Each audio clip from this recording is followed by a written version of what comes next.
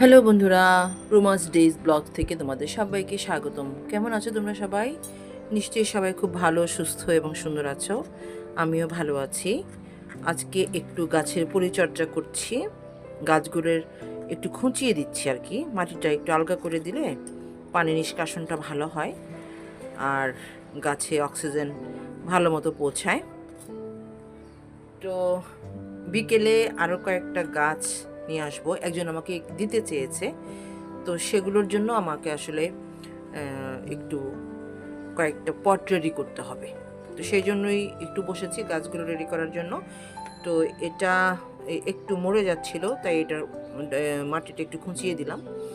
আর এরপরে এইটার মাটিটা একটু খুঁচিয়ে রেডি রাখবো, যাতে করে যে গাছগুলো আমি নিয়ে আসব সেগুলো আমি দ্রুত পটিং করে ফেলতে পারি। তো আজকে বিকেলে আমার চ্যানেল থেকে একটা রান্নার ভিডিও আপডেট হবে। আমি নতুন একটা রেসিপি তোমাদের সঙ্গে শেয়ার করব, আশা করি তোমাদের ভালো লাগবে। তো চলো আগে এই কাজগুলো শেষ করে বিকেলে রান্নার ভিডিওটা শ্যুট করব এবং তোমাদের সঙ্গে আজকে শেয়ার করব। চলো। দেখতেই পাচ্ছ একটা হাঁড়িতে আমি পানি নিয়ে নিয়েছি সামান্য। এখন একে একে সব মশলা দিব মাংসটা সেদ্ধ করার জন্য। আজকে আমি রান্না করছি মাংস ভাজি।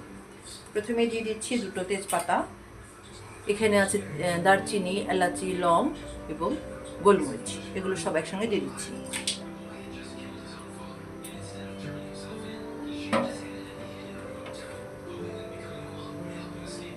গুঁড়ো মশলা, এখানে আছে লবণ, হলুদ, মরিচ, ধনিয়া আর জিরা, এগুলো সব দিয়ে দিচ্ছি পানিতে।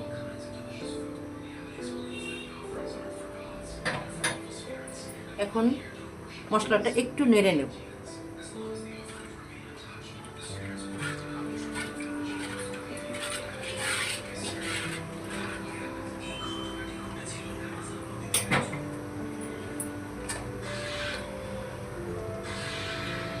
এবার এই যে মাংসগুলো দেখতে পাচ্ছ, এই মাংসগুলো দিয়ে দিব এই মশলার মধ্যে।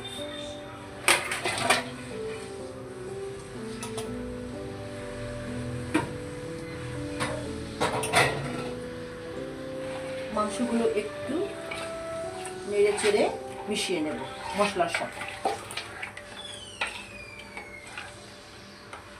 এখন এটা চুলায় দিয়ে দিব। এই যে এটা এখন চুলায় দিয়ে দিব, জাল হতে থাকবে। এই দেখো জাল হয়ে গেছে, এখন ঠান্ডা হবে। ঠান্ডা হলে এটাকে একদম ছোট ছোট পিস করে নেব। ঠান্ডা হলে আরেকবার দেখাচ্ছি তোমাদেরকে। মাংসটা জাল হয়েছে, জাল হয়ে শুকিয়ে গেছে। এখন এটা ঠান্ডা হলে তারপরে আমি এটাকে টুকরো টুকরো করে নেব। তো যখন টুকরো টুকরো করবো তখন তোমাদেরকে আমি আরেকবার দেখাবো।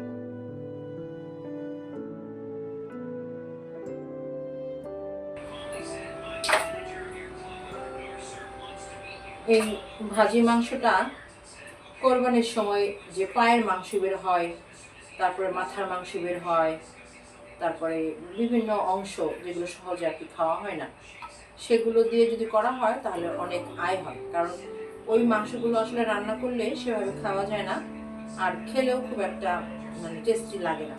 অনেকে আবার মাথার মাংস খায়ও না, সেই জন্য ওই সমস্ত মাংস দিয়ে এই ভাজি মাংসটা করলে অনেক ভালো হয়। এই হাড়টা আমি রেখে দিব, কারণ এই হাড়টার মধ্যে একটু জুস আছে। তো এটা যখন আরও ভাজা ভাজা হবে তখন এটা আরও মজা হবে। এই জন্য এই ধরনের হাড়গুলো আমি রেখে দিচ্ছি। যেমন এটা একটা পায়ের হাড়ের অংশ, এটার থেকে শুধু মাংসটা একটু নিয়ে নেব আমি, আর মাংসটা নিয়ে এটাকে ছোট ছোট পিস করে নেব।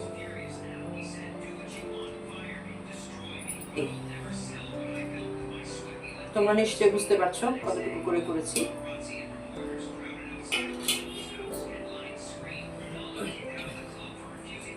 এটাও মাথার মাংসের একটা অংশ, এখানে আসলে কিছুই নেই, সুতরাং আমি এটাকে ফেলে দেব, শুধু মাংসটুকু নেব।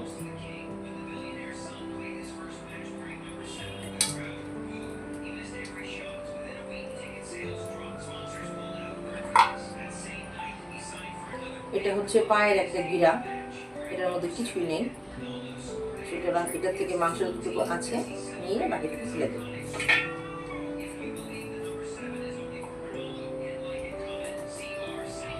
তোমরা একবার ট্রাই করে দেখতে পারো, কিছুদিন আগে কোরবানির ঈদ গেল, তো আশা করি ভালো হবে।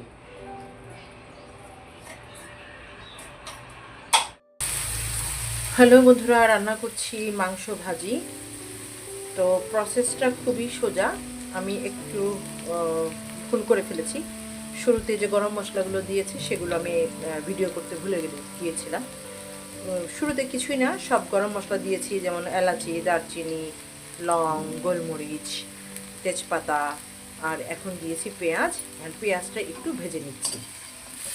এই মাংস ভাজিটা আমার ফ্যামিলিতে সবাই খুব পছন্দ করে, আমরা সবাই খেতে খুব পছন্দ করি, বিশেষ করে কোরবানির মাংস দিয়ে এটা খেতে সবাই খুব পছন্দ করে। তো পেঁয়াজটা একটু ভাজা হলে এর মধ্যে আমি আদা রসুন দিয়ে দিই।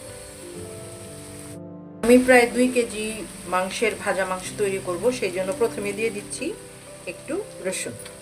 রসুনের পরিমাণটা একটু কম, আদার পরিমাণটা একটু বেশি। আদা দিচ্ছি আমি 2.5 চা চামচ।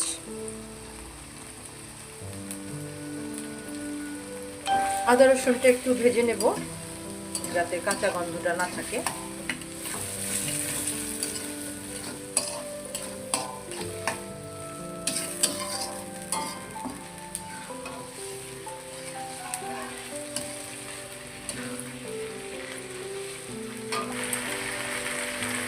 এখন দিচ্ছি লবণ। লবণটা প্রথমেই কম দিচ্ছি, চেক করে আরেকবার দেব, কারণ মাংসটা যখন সিদ্ধ করেছি তখন ওখানে লবণ দিয়েছিলাম। এবার দেব হলুদ, মরিচ, ধনে, জিরে। মাংস সেদ্ধ করার সময় হলুদ দিয়েছিলাম, তাই এখন হলুদ দিলাম 1 চা চামচ। আমরা ঝাল খেতে খুব পছন্দ করি, সেই জন্য শুকনো মরিচ দিচ্ছি 2 চা চামচ।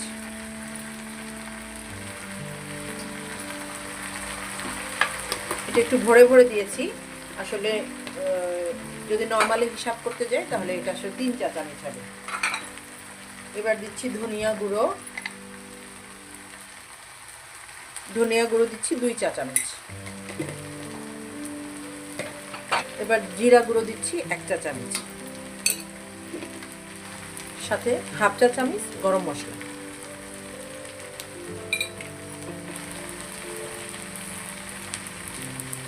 সাথে একটু পানি দেবো, এবার পানি দিয়ে মশলাটা একটু কষিয়ে নেব।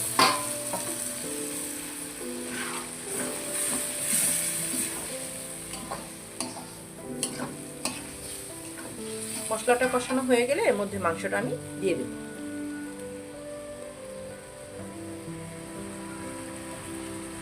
তো দেখো বন্ধুরা, মাংসের জন্য যে পেঁয়াজটা ভুনা করছি সেটা তেলটা ছেড়ে দিয়েছে।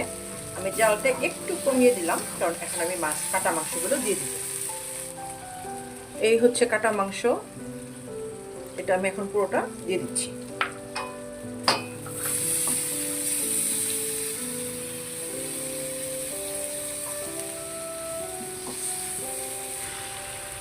এখন খুব ভালো করে নেড়ে চেড়ে মশলার সঙ্গে মাংসটা মিশিয়ে নেব।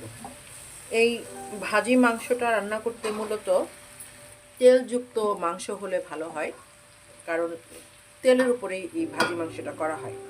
তোমরা দেখতেই পেয়েছো, শুরুতে আমি তেল দিয়েছিলাম, আর এখানে গরুর মাংসের সঙ্গে প্রচুর তেল রয়েছে, সেগুলো গলে গলে এটাকে আস্তে আস্তে ভাজবে। তো ভালো করে আগে মিশাই। মাংসটা যখন সিদ্ধ করেছি তখন দেখলাম একটু শক্ত আছে, সেই জন্য আমি হালকা একটু পানি দিব, যাতে করে যেটুকু শক্ত আছে সেটুকু নরম হয়ে যায় মাংসটা।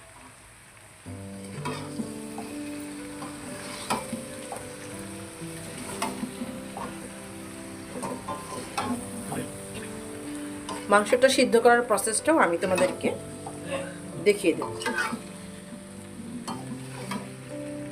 শুরুতেই তো তোমরা মাংসটা সিদ্ধ করার প্রসেসটা দেখেছো, ঠিক ওইভাবে সিদ্ধ করে মাংসটা বসালেই হয়ে যাবে।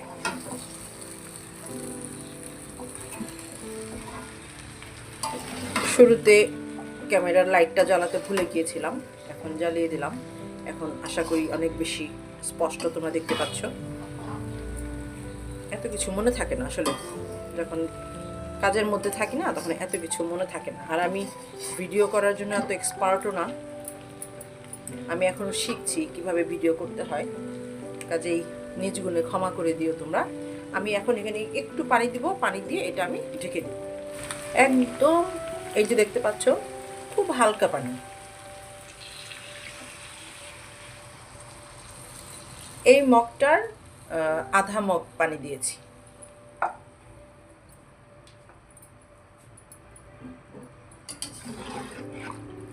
একটু নেড়ে চেড়ে আবার মিশিয়ে দিচ্ছি পানিটা, যাতে চারিদিকে ভালো করে ছড়িয়ে যায়।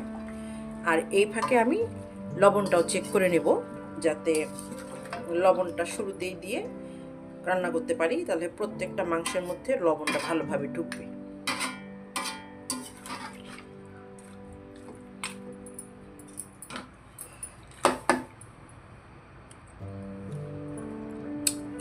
লবণ লাগবে।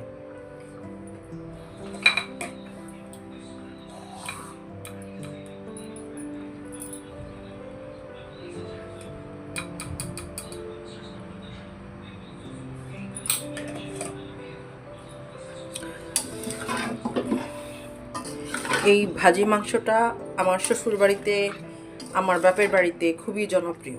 আমার যত আত্মীয় স্বজন বন্ধু বান্ধব এই ভাজি মাংসটা খেয়েছে, তারা এক বাক্যে বলেছে অসাধারণ। এটা আমার শাশুড়ি মায়ের কাছ থেকে শেখা। আমার শাশুড়ি মা রান্না করতেন, তাকে দেখে দেখে আমি শিখেছি।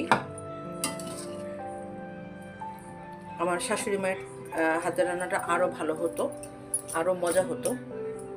আমি তার মতো পারি না, তবে যেভাবেই করি সবাই পছন্দ করে আর কি। এটা হচ্ছে লাস্ট কথা আর কি। এবার জলটা একটু বাড়িয়ে দেব বলক আসার জন্য।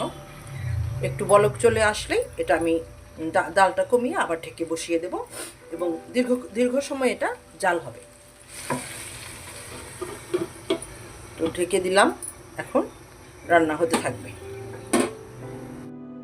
মাংসটা এই অবস্থায় হালকা জালে করছি, যাতে পুড়ে না যায়। আর এই রান্নাটার নিয়মই হচ্ছে একটু ধিমা আঁচে করতে হবে, অল্প জালে। আমার শাশুড়ি যখন রান্না করতেন তখন খড়ির চুলায় করতেন, ফলে খড়ির চুলার তাপটা খুব সুন্দরভাবে নিয়ন্ত্রণ করে এটা তেলের উপরে ভাজা ভাজা করতে হতো। তো যতটুকু পানি দিয়েছিলাম তোমরা দেখতেই পাচ্ছ যে পানিটা শুকিয়ে গেছে, এখন তেলের মধ্যে পড়ে গেছে। এখন শুধু অল্প জালে এটা ভাজবো। আমি মাঝখানে আরও একবার এটাকে উল্টে পাল্টে দিয়েছি, আরও কয়েকবার দিতে হবে। চলো দেখতে থাকি।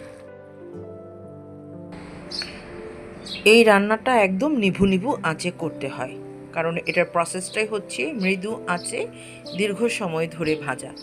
মিনিমাম 1.5 থেকে 2 ঘন্টা লাগে এই মাংসটা করতে। মাংস ভাজিটা সুঘ্রাণ যখন ছড়াবে তখনই বুঝতে পারবে যে এটা হয়ে গেছে। আর 1.5 থেকে 2 ঘন্টা যখন তুমি ভাজবে তখন এটা রং চেঞ্জ হয়ে কালো হয়ে যাবে। খেতে অসাধারণ লাগে। তুমি ভাত, পোলাও, রুটি, পরোটা যা খুশি, এমনকি স্যান্ডউইচের মতো করে খেতে পারো। এই মাংস ভাজিটার দুর্দান্ত টেস্ট সবাইকে মোহিত করে। আশা করি তোমাদেরও ভালো লাগবে। তোমরা একবার হলেও ট্রাই করো এবং আমাকে কমেন্টে জানিও কেমন হয়েছে। আশা করছি আজকের ব্লগটা তোমাদের ভালো লাগবে, এবং ভালো লাগলে লাইক, শেয়ার, কমেন্ট করবে। আর হ্যাঁ, আমার চ্যানেলটি সাবস্ক্রাইব করো প্লিজ। পাশে থাকার জন্য অসংখ্য ধন্যবাদ। আজকের মতো এখানেই শেষ করছি। টাটা।